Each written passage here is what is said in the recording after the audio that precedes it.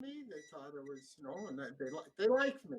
That was the first thing. I was likable, so that helped a lot. And they trusted me, and they took me in as the lost Jew. They taught me everything, right down to they helped put that Bible together and that word person in there, and they knew no Gentile would figure it out.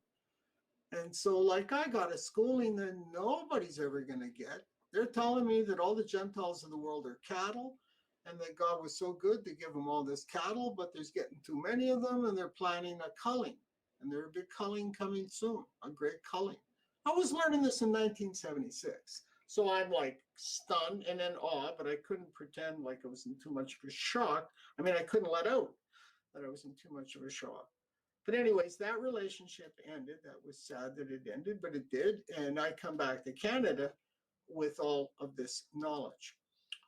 Life went on until, I came back to my faith, and all of that knowledge I'd observed came back to my mind. And I began to realize there is a way out of this for every man and woman that says, I want to put my faith in Christ. And I'd like to know, have you got any authority to intimidate me, prevent me, nuisance me, or obstruct me if that's what I'm doing?